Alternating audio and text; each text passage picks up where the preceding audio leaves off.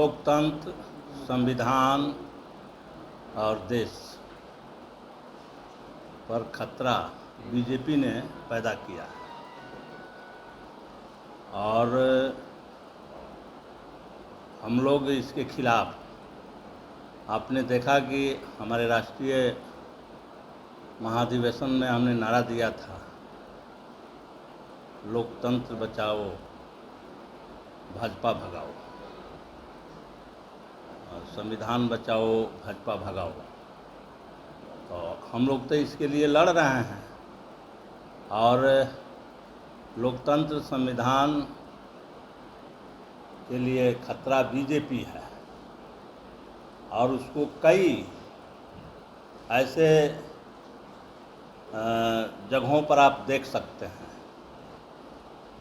तो ऐसी स्थिति में भाजपा का यह कथन सही नहीं है, गलत है। हम लोग उसको गलत करार देते हैं। दूसरी बात जो मैं कहना चाहता हूँ कि हम लोग भी 35-36 बरस से आंदोलन करते आ रहे हैं।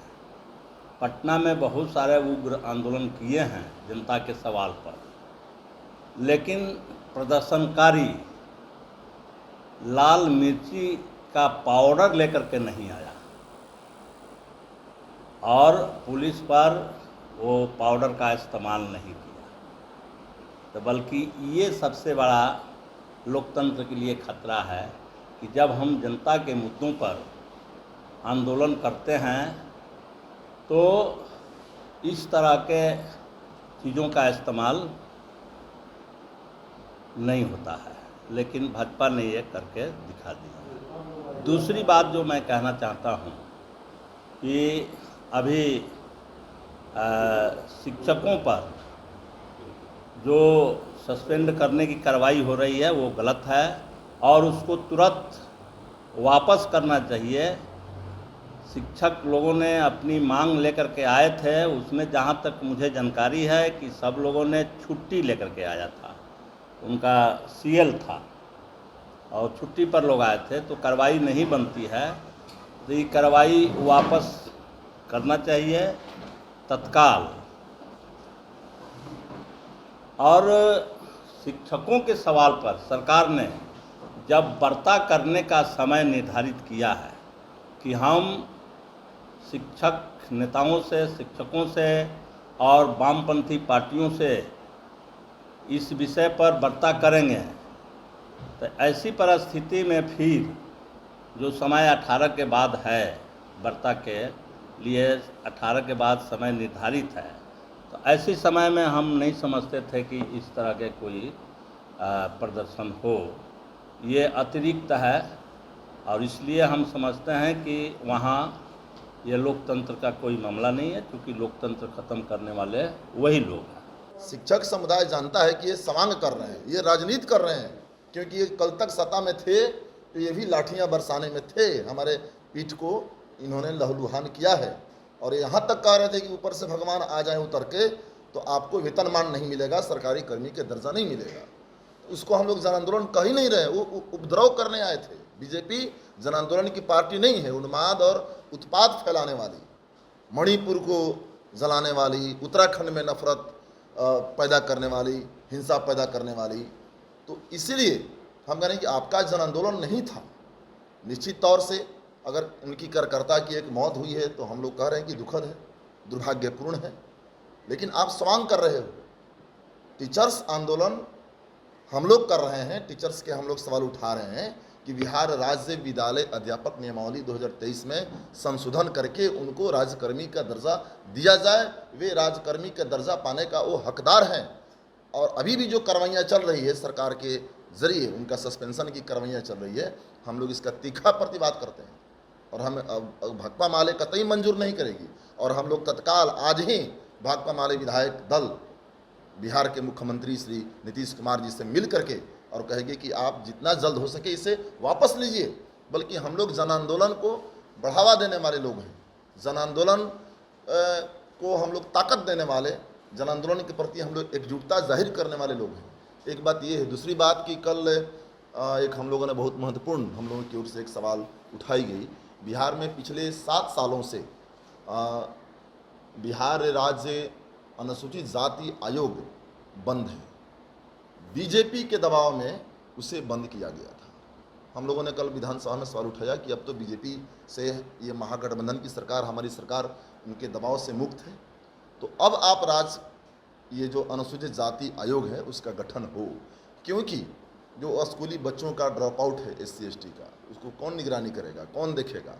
ये सरकारी कर्मचारी अधिकारियों का SC ST उनका प्रमोशन का सवाल, बैकलॉग पोस्ट के भर्ती का सवाल, रिजर्वेशन का सवाल, सामाजिक आर्थिक विकास की प्रक्रिया में उनकी क्या भूमिका है, उनकी क्या भागीदारी है, उनके साथ जो भेदभाव है, ये सवाल, और 20,000 से ज़्यादा मामले SC ST एट्रोसिटीज एक्ट के तहत जो दर्ज हैं वो मामले लंबित हैं, जो हत्या, उत्पीड़न, बलात्कार, लैंड डिस्प्यूट का मामला, ज़मीन का मामला, ये तमाम ये सवाल है।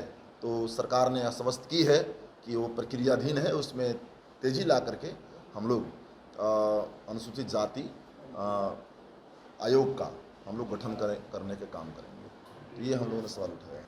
लेकिन हम लोगों ने पूरा देखा कि पहले ही दिन से बीजेपी ने जो रोल अदा किया, एक दिन भी सदन ठीक से नहीं चला, और वो भी अगर जनता के जरूरी किसी मुद्दे पर वो सदन को बाधित किए हों या सदन के भीतर जो गुंडाई करना है किए होते, तो एक बात समझ में आती, कोई जनता के जरूरी मुद्दा नहीं था और जनता के सवालों से उन लोगों को कुछ भी लेना देना नहीं था। केवल हुड़दंग, केवल हल्ला करना था और जो है अखबारों में, चैनलों में अपनी बात देना था। यही पूरा हम लोग 5 दिन देखा। अब सत्र समाप्त हो गया है। हम आपके चैनल के माध्यम से कहना चाहते हैं कि जो पूरे देश के भीतर लोकतंत्र की हत्या का अभियान नरेंद्र मोदी सरकार ने छेड़ा है, संविधान को तहस नहस करने का अभियान जो छेड़ दिया है, और ख़ास करके उस समय साफ साफ दिखा जब देश में, एक तो हम लोग मानते हैं कि पार्लियामेंट की अभी ज़रूरत नहीं थी। अभी देश के लाखों करोड़ों संख्या में ऐसे लोग हैं जिनके सर पर छत नहीं है।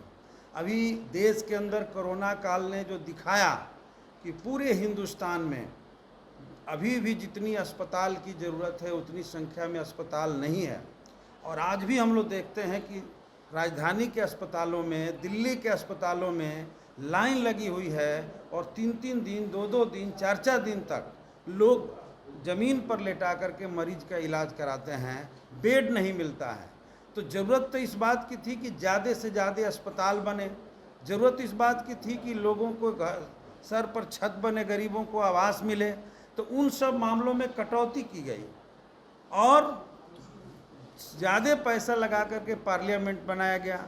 ठीक है, वो भी अगर बना तो उसके जो इनॉग्रेशन सेशन में हम लोगों ने देखा कि देश के संविधान का, प्रोटोकॉल का उल्लंघन करते हुए महामहिम राष्ट्रपति, जिनको जब भाजपा सामने लाई थी कैंडिडेट के बतौर, तो चिल्ला चिल्ला के लोग कहते थे कि हम आदिवासियों को जगह दे रहे हैं, हम महिला को सम्मान दे रहे हैं। जीतने के बाद भी उन्होंने इस पूरे माइलेज को लेने की कोशिश किया, लेकिन जब सम्मान देने की बारी आई तो उन्हें बुलाया तक नहीं गया उस कार्यक्रम में, सीधे प्रोटोकॉल का उल्लंघन किया। और ये भी देखा गया कि पार्लियामेंट के भीतर सेंगोल को स्थापित करके, और मोदी सरकार ने साफ संदेश दे दिया कि हम हिंदुस्तान में लोकतंत्र नहीं चाहते हैं, हम राजशाही चलाएंगे, और इसका सारा नमूना हम लोग लगातार देख रहे हैं। तो लगातार ये लोकतंत्र की हत्या करके लोकशाही के जगह पर राजशाही कायम करने के जो अभियान है, इस अभियान के खिलाफ हमारी पार्टी लड़ रही है। और ये लोग हुड़दंग जब कर रहे हैं, मिर्ची फेंक रहे हैं, ईंटा पत्थर चला रहे हैं, तो उस पर अगर लॉ एंड ऑर्डर को मेंटेन करने की कोशिश किया गया तो कह रहे हैं कि लोकतंत्र की हत्या हुई है। और लोकतंत्र की हत्या का अगर उस समय पूछा जाए जब विधानसभा में विधायकों को खींच करके और डीएम और एसपी से लात जूते से पिटवाया गया, उस समय ये लोग एक बार भी ना विजय सिन्हा बोलते हैं, ना भाजपा का कोई नेता बोलता है कि लोकतंत्र का उल्लंघन हुआ है। और आज अपने ऊपर आया तो लोकतंत्र का उल्लंघन हो रहा है। इसलिए हम लोग देख रहे हैं कि राष्ट्रीय स्तर पर भाजपा पूरे देश में अभियान चला करके देश के संवैधानिक संस्थानों का राजनीतिक इस्तेमाल करके और अपने विरोधियों की दबाने की भी कोशिश करती है, डराने की भी कोशिश करती है। और जब से विपक्ष का बैठक बिहार में हुआ है, पूरे भाजपा के अंदर खलबली मचा हुआ है। मोदी जी खुद बेचैन हैं और मध्य प्रदेश के मीटिंग से संकेत दे दिए हैं कि हम जेल भेजवाएंगे। ये सारी बातें आ रही हैं, धमकियाँ आ रही हैं। और वो लोग तो ऐसा भी हम लोग देख रहे हैं कि जिनको सबसे बड़े भ्रष्टाचारी कह रहे हैं और उन्हीं को अपने पार्टी में ले लेते हैं तो सबसे पवित्र मान ले रहे हैं। तो ये सब कुछ वो लोग कर रहे हैं। और हम लोग तो लोकतंत्र के रक्षा के लिए, गरीबों के मान सम्मान के लिए, गरीबों के बच्चों की पढ़ाई की व्यवस्था हो, शिक्षक के साथ जो अन्याय हो रहा है उन्हें न्याय मिले, उन्हें राज्यकर्मी का दर्जा मिले, कृषि सलाहकारों को जो है सम्मानजनक वेतन मिले, इन तमाम मुद्दों पर विधानसभा में लड़ते रहे हैं और आगे भी हम लोग इस सवाल पर लड़ेंगे, सड़कों पर भी लड़ेंगे और विधानसभा के भीतर भी लड़ेंगे। और आने वाले दिनों में जनता को भी जागरूक करके आने वाले 24 में इन लोगों के सारे करतूतों को बताते हुए देश से विदा करने का अभियान भी संचालित करेंगे। अभी जो कल विधानसभा मार्च में हमने देखा कि अभी एक अजीब बात है, प्रदर्शन हम लोग भी करते हैं, जनता के सवालों पर हम लोग भी बोलते हैं। हमने पूरे विधानसभा में जनता के दर्जनों सवालों को उठाया, मजबूती से उठाया सरकार के सामने। हमारे विधायकों ने रोज़ रोज़ प्रदर्शन किया। लेकिन कल जिस तरह से मिर्ची पाउडर ले करके प्रदर्शन करने आए बीजेपी के लोग और कोई मुद्दा नहीं, पूरा मुद्दा विहीन थे। एक नेता परसों और एक नेता ने तो यहाँ तक भी अपना बयान दे दिया कि बिहार में आग लगा देंगे। तो बिहार में आग लगा देंगे आप, मणिपुर में आपने आग लगाया है, बिहार को भी झोंक दीजिए। अगर दूसरे जलेंगे तो आपका भी घर बिहार में ही है। अब ये हो सकता है कि कोई 90% जलेगा, आप 60% जल के रह जाइएगा, तो आपका चेहरा और विकृत लगेगा और फूहड़ लगेगा, जला हुआ चेहरा। इसलिए हम कहना चाहते हैं कि यह जो एक विशेष परिस्थिति है, हम बिहार में, यह बुद्ध की धरती है, शांति की धरती है, मुद्दों पर लड़ाई हो, जनता के जो सवाल हैं, महंगाई के सवाल है, बेरोजगारी का सवाल है, भ्रष्टाचार का सवाल है। अभी हमने शिक्षकों की मांगों पर विधानसभा के अंदर भी सवाल उठाया। उनके प्रदर्शन में भी हमारे संदीप, सौरभ और सारे विधायक गए, उनके पक्ष में वो धरना पर भी बैठे। हमने जो कृषि सलाहकार हैं या अन्य विभिन्न तबकों के पक्ष में लड़ाई में उनका साथ दिया। तो जनता के मुद्दों पर बात हो, जो भी विपक्ष में है उसको ये हक है कि सत्ता के सामने वो मामला ले आए और जो सरकार है, बिहार की सरकार है, केंद्र की सरकार है, वो उन सवालों को हल करें, इसमें कोई बात नहीं। लेकिन जिस तरह से एक अराजकता फैलाने की कोशिश बीजेपी के जरिए चल रही है, ये सांप्रदायिकता के आधार पर देश और समाज को बांटने की जो राजनीति कर रहे हैं, मणिपुर की तरह बिहार को भी आग लगाने की बात कर रहे हैं, तो ये तो कतई हम नहीं होने देंगे। हम इनका मुकाबला सड़क पर भी करें।